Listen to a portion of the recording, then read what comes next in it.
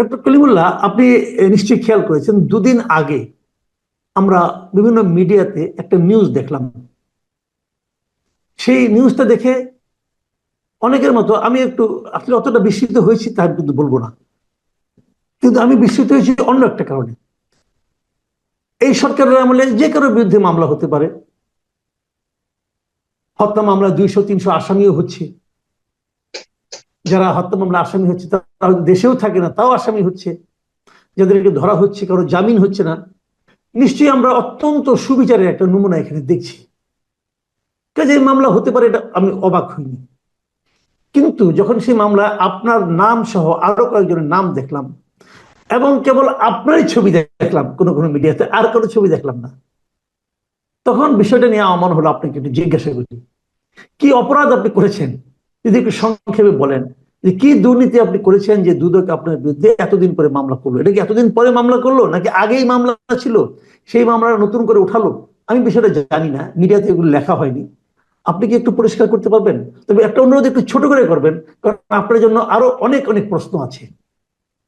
ধন্যবাদ। দেখুন, বেগম রোকেয়া বিশ্ববিদ্যালয় রংপুরের আমি চতুর্থ উপাচার্য হিসেবে ঢাকা বিশ্ববিদ্যালয় থেকে ডেপুটেশনে 4 বছরের জন্য সেখানে দায়িত্ব পালন করতে গিয়েছিলাম।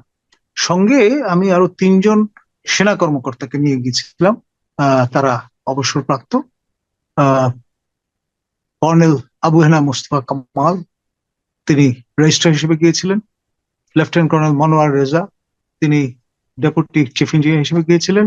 এবং কর্নেল অবসরপ্রাপ্ত লেফটেন্যান্ট কর্নেল অবসরপ্রাপ্ত মনোয়ার, তিনি 5th লং কোর্সের সিনিয়র অফিসার, তিনি গিয়েছিলেন প্রজেক্ট ডিরেক্টর হিসেবে। তো এই টিম আমরা কাজ করেছিলাম ওই চিন্তা থেকে।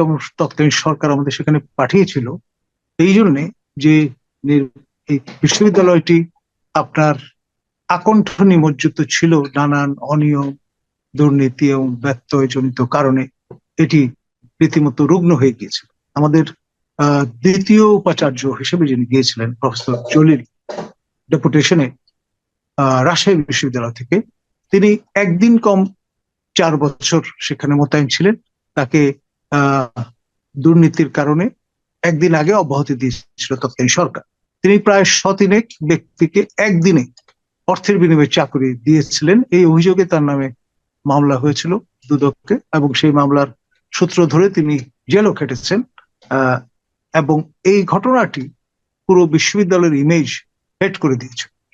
তো সেই কারণে তৃতীয় উপাচার্য যিনি আসলেন, আমারই সহকর্মী ঢাকা বিশ্ববিদ্যালয়ের প্রফেসর নুরুন নবী, তার আমলে পুরোটা সময় অস্থির একটা সময় কেটেছে। কিছুদিন পর বিশ্ববিদ্যালয় বন্ধ হয়ে যেত।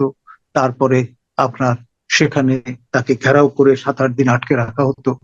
ইলেকট্রিসিটি, পানি, গ্যাস এগুলো সংযোগ বিচ্ছিন্ন করে তাকে রীতিমতো আপনার কোর্স করে যে দাবিগুলো তারা নিয়ে আসতেন, তারা মানে যারা বিশ্ববিদ্যালয়ের কর্মকর্তা, কর্মচারী, শিক্ষক বা ছাত্ররা, তাকে বাধ্য করা হতো এবং তিনি একটা পর্যায়ে মাঝে মাঝে চলে যেতেন ঢাকায় অনির্দিষ্টকালের জন্য, বিশ্ববিদ্যালয় বন্ধ করে দিয়ে।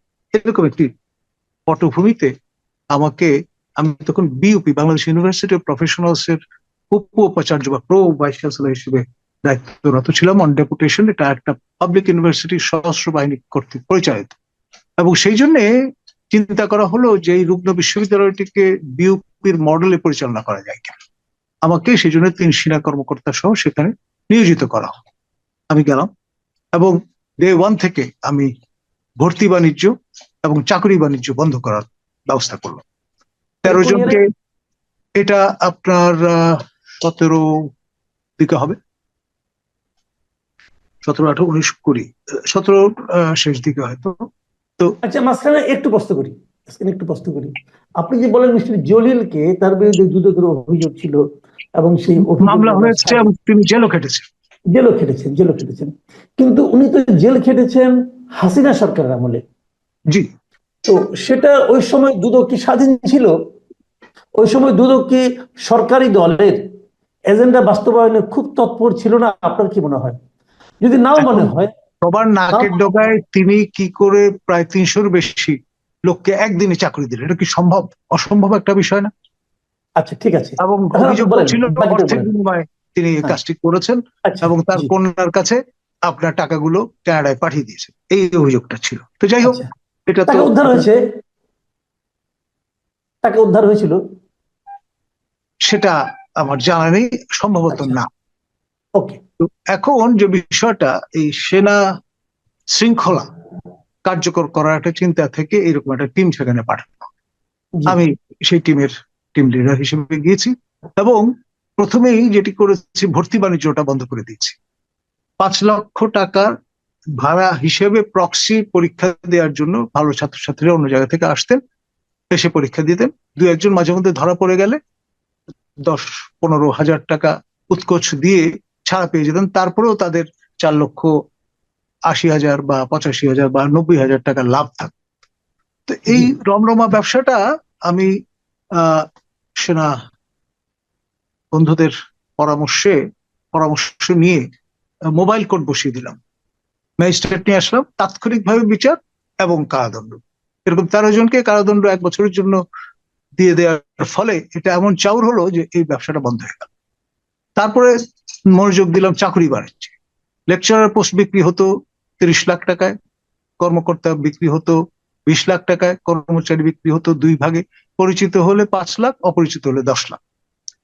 এইটি বন্ধ করার জন্য আবারও আমাদের সেনা বন্ধুদের পরামর্শে আমি একটা ক্লজ জুড়ে দিলাম।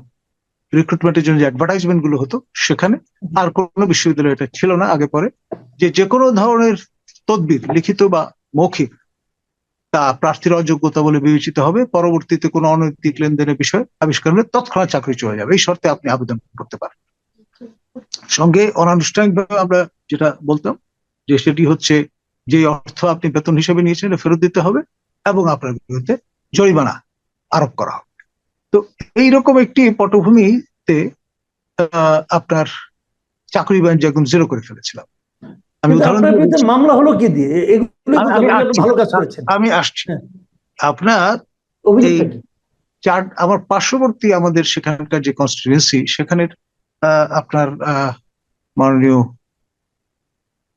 মেম্বার অফ পার্লামেন্ট, সাবেক স্পিকার শিরীন শারমিন চৌধুরী, তিনি পর্যন্ত 8 বার তদবির করলেন, টেক্সট মেসেজ পাঠালেন, ফোন করলেন, কথা বললেন, আমি কোনোটাই আমলে নিলাম।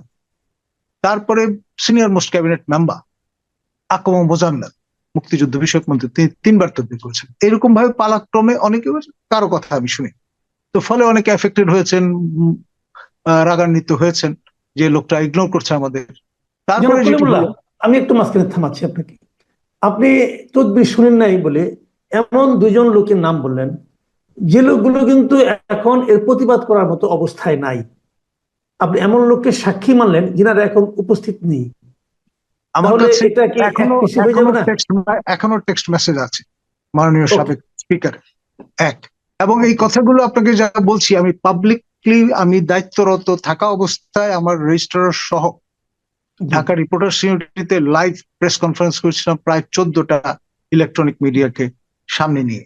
এবং এই দুটি কারণে অনেকেরই এই যে সুবিধা প্রাপ্তির যে ব্যাপারটা, সেটা এফেক্টেড হয়ে যায় এবং জিরো হয়ে যায় বিষয়টা। এবং জি। তারপরে আমি প্রথমেই শুরু করি, আহ, নাহিদ আপনার মহোদয় বিরুদ্ধে যখন অভিযোগটা কি? শিক্ষামন্ত্রী ছিলেন, নাহিদ মহোদয় যখন শিক্ষামন্ত্রী ছিলেন, তখন জি, পরবর্তীতে দীপুমণি এই জি, দায়িত্ব পেলেন। পাওয়ার পরে তিনি নানান রকম ভাবে রিকোয়েস্ট, অনুরোধ এগুলো শুরু করলেন। আমি কোনোটাই গ্রাহ্য করলাম না। না হুম, করার কারণে তিনি কুপিত হন এবং সেখানে আচ্ছা, বঙ্গবন্ধু পরিষদের যিনি সচিব হিসেবে, সেক্রেটারি হিসেবে কাজ করছিলেন বেগম রোকেয়া বিশ্ববিদ্যালয়ের ক্যাম্পাসে, মশিউর রহমান, তারপর আপনার, একটু থামাই, আবার আবার থামাই, মাঝে মাঝে আপনি থামাবো, কিছু মনে করবেন না। প্লিজ, আপনি আপনি খুব সুন্দর সুন্দর শব্দ ব্যবহার করেন, কিন্তু আমার দর্শকরা অনেক সময় নাও বুঝতে পারে। এই কুপিত হন মানে কি, একটু যদি বুঝিয়ে বলতেন। কুপিত হওয়া মানে হচ্ছে রাগান্বিত হওয়া, বিরক্ত ওকে, হওয়া। ঠিক আছে, বলুন আবার আপনি। জি, এখন মশিউর রহমান কে লাগিয়ে দিলেন যে তুমি তাকে বিরক্ত করা শুরু করো, নানান রকম ঝামেলা তৈরি করো। তারপর আপনার ছাত্রলীগের আমাদের এখানে কমিটি ছিল না, সেক্রেটারি এবং প্রেসিডেন্ট ছিলেন।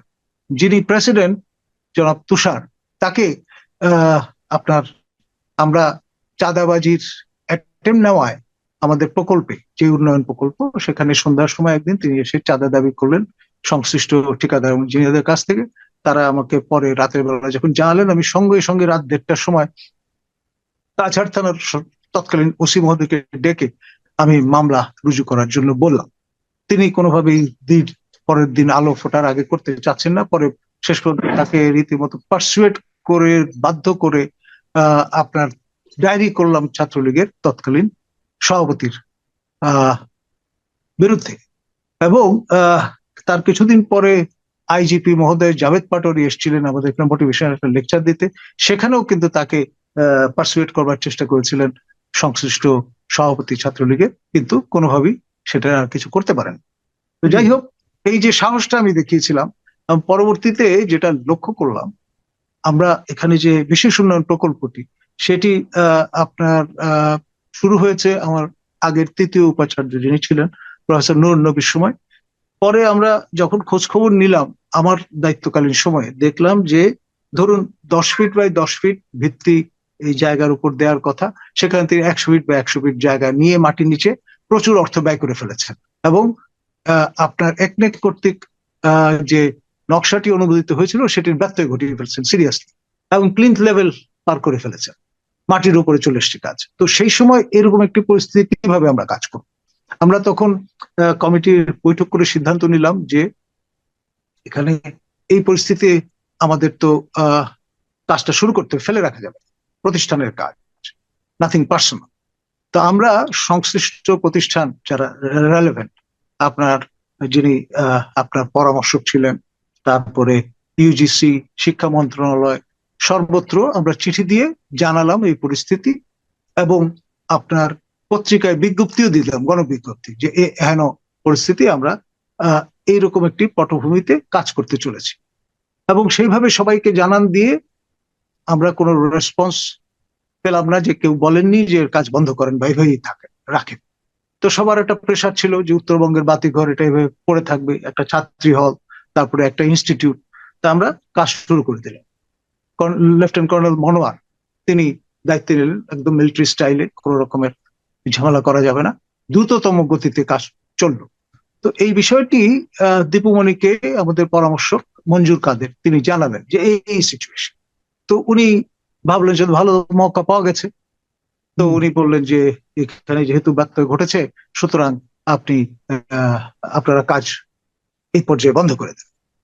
তো আমরা তৎকালীন শিক্ষা সচিব মহোদয়, যিনি পরবর্তীতে পাবলিক সার্ভিস কমিশনের চেয়ারম্যান হিসেবে দায়িত্ব পালন করেছেন, তাকেও আমরা জানান দিলাম ফর্মাল মিটিং এ, এবং তিনিও বললেন না, কাজ বন্ধ করা যাবে না, চলতে থাক। পরিকল্পনা মন্ত্রী মান্নান সাহেব তিনি ওখানে গিয়েছিলেন, তিনিও দ্রুতগতিতে কাজ সম্পূর্ণ করার জন্য বললেন। তারপরে এদিকে দেখলাম যে দীপুমণি পারসিস্টেন্টলি অসহযোগিতা করছেন।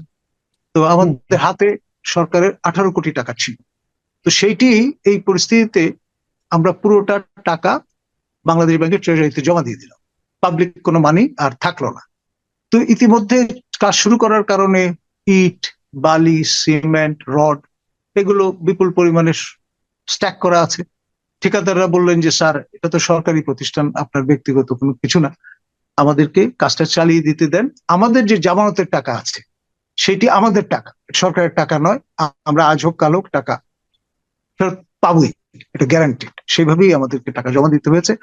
আর প্রথম বছর এই টাকা 50% পর্যন্ত যদি প্রয়োজন হয় বিশেষ জরুরি কারণে ব্যবহার করতে পারেন, বাকিটা রেখে দিতে হবে। কিন্তু আমি তো সেই 2-3 বছর পার করে ফেলেছি বাইদের, কারণ তাদের নিয়োগ হয়েছে যে আমানত তারা জমা দিয়েছেন আগের ভাইস চ্যান্সেলর, এবং তিনি 4 বছর মেয়াদী ছিলেন। তো ফলে এখন সেইটা যদি আমরা ব্যবহার করি কিছু বলার নেই কারো। তো আমি তখন কমিটির মিটিং করে সিন্ডিকেটকে জানিয়ে সকল লেভেল অতিক্রম করে আমি কাজটা করতে দিলাম।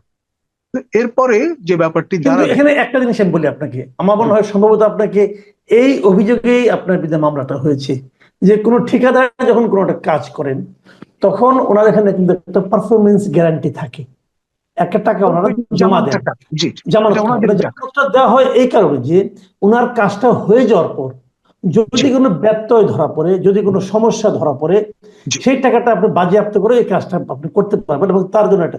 এখন এই জামানতের টাকা আপনি কি ভিসি হিসেবে তাকে তুলে নিতে দিতে পারেন নাকি আইনানুগ?